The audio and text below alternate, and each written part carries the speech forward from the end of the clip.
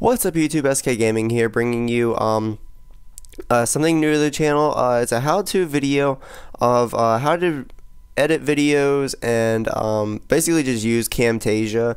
I know that when I first got the program, I was really confused how to do it, and I had to look up a lot of the tutorials, and I really wanted to show you guys how I go about editing videos for the channel and everything. And so let's go ahead and jump right into it. So basically, I really only use Camtasia for my Let's Plays and my team builder, basically things that I can use the webcam and the screen capture, because one of the big issues with Camtasia is the audio desyncs if you have two different video sources. So like when I'm doing the Sneaking to the Top episodes, I use my iPad to record the gameplay, and then I have my webcam recording the, of course, webcam.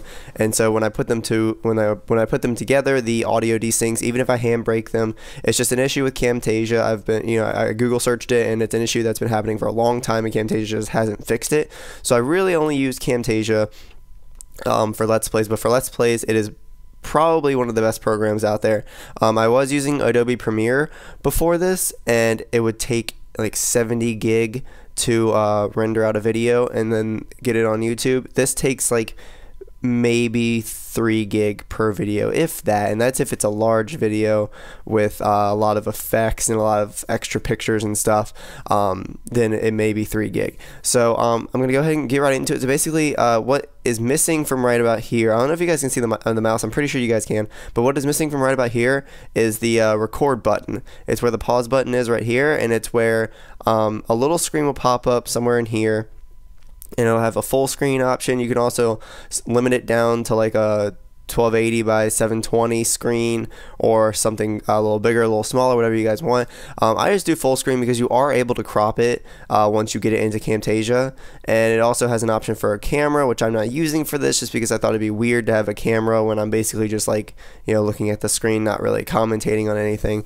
And you also have the option for audio. You can either use the built-in audio that's on your laptop or whatever you're using, or I have the Turtle Beach Ear Forcer PX21, which it does, when you plug in it gives you the option to use it, which is really convenient. But basically once you record your video, it's going to show up right here, and you can just drag and drop it onto the timeline, and it's going to give you two tracks, which one is just basically your screen, and then the second one is your webcam along with your audio. So basically you only have one audio track, and it's with your webcam. So if you don't want to use a webcam, it just shows up as an audio, and it might actually show up on the screen. I've never actually done it without a webcam before, just because I really only use it for when I'm doing Let's Plays. Like there's a new LP on the channel right now for Pokemon Insurgents, and this is actually the first episode, so spoilers. But so what you can do from here is you can select the full screen recording, which is the bottom one, and you can just crop. You can hit the crop button over here and just drag and drag it until you get to the edge of the screens. And notice how it's all black behind here. That's fine, we can fix that later. But there you go, you get it down to the size of the screen that you want, just the way it shows what you want. It doesn't have to be this small. You can make it as big or as small as you want. It doesn't really matter. I'm just doing it because that's how big I want it. And then I already have the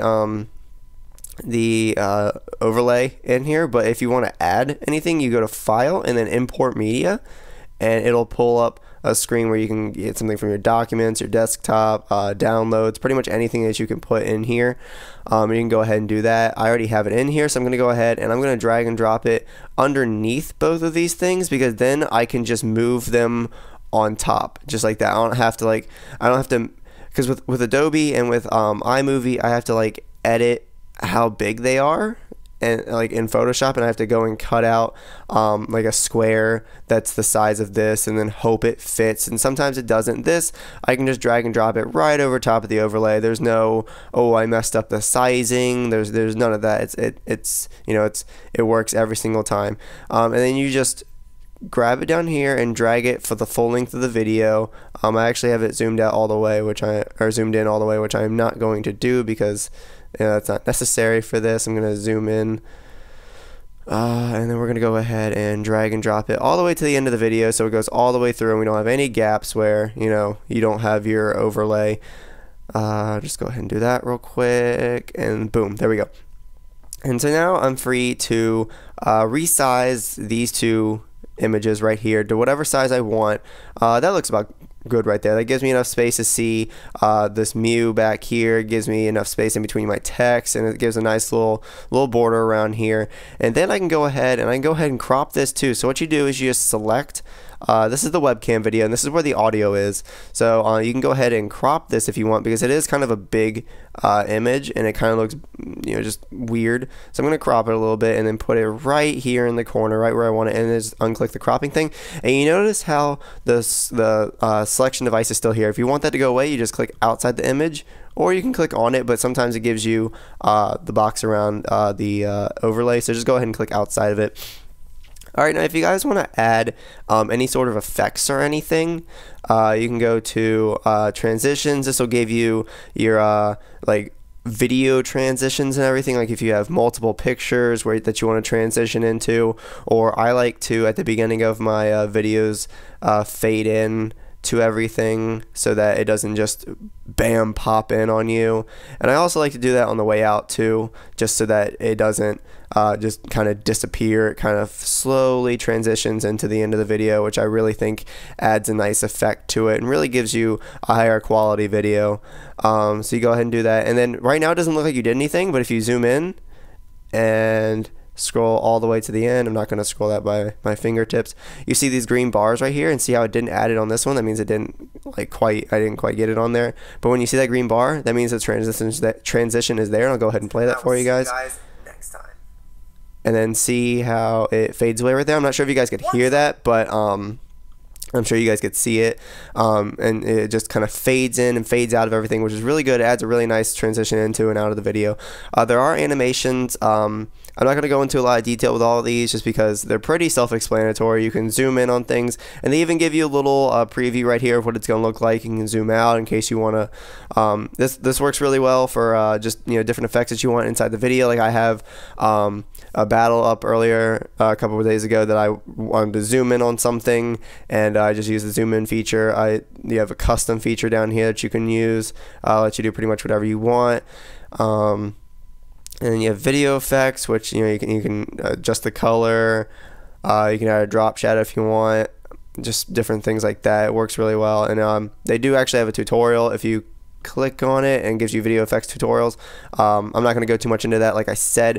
And then of course you have audio effects, and I pretty much just use the dynamics processor, and that makes everything sound exactly the way I want it. You guys can experiment with this when you get in there. I'm not going to go too much into it. You can customize it, and again they'll give you audio effects tutorials. And then cursor, you can get a cursor highlight so that when you click on something it highlights it. You can get a cursor magnify, so you have a little circle around it. Gesture, I've never actually used this, but it just kind of makes it to where like your screen interacts with it as if you're pinching it and stuff, or tapping it. And then yeah, you can add annotations. This is actually what I use to add just some random text in there. Like I'll go ahead and just go like that, and then you click edit text, and you can type like hello or whatever, and then you can resize the whole thing. You can rotate it just like you would in like Photoshop or something, and then if you don't want it, you just delete it, and there you go. And just remember guys that every time you add something, like if you add this, it's only going to show up for a little bit down here, and it's going to show up wherever you have your play bar.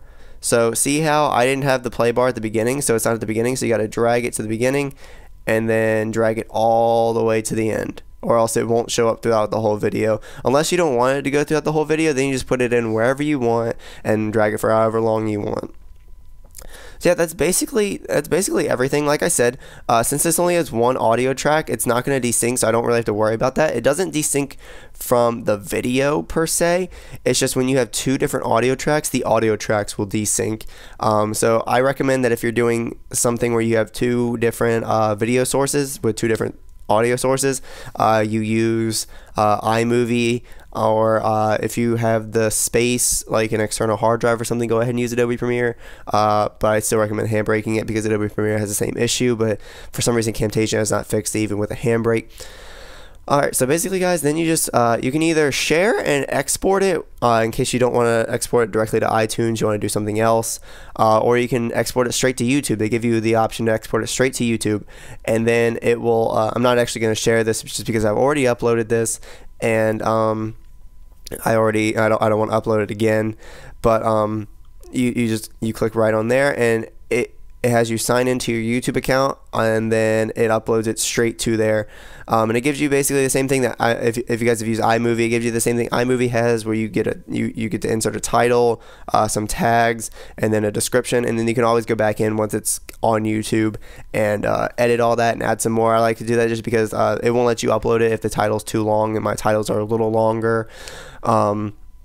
And really, the exporting time is not that long. This video was, I believe, like 37 minutes long. Yeah, almost. It's about 36 minutes. And it has, you know, it's got the gameplay, it's got my webcam, and it's got this overlay and everything, and it took maybe 15 minutes for it to export and then upload to YouTube. So it's really fast, it's really convenient. I like that it uploads straight to YouTube, because with Adobe you had to export it and it took a little while to export it, and then you had to upload it to YouTube. So this is just, it cuts out the middleman, it cuts out everything. It's perfect. But like I said, guys, if you guys are using 2 audio tracks, I do recommend using iMovie or Adobe. But yeah, guys, that's pretty much everything for this. If I forgot something, go ahead and leave it down in the comments down below to help out everybody else, because like I said, I really wanted to just show you guys what I use to get my videos uploaded, or at least my LPs and stuff.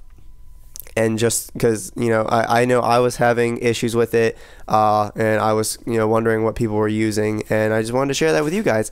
So yeah, guys, thank you guys for watching, thank you guys for checking out the channel, and I will see you guys next time.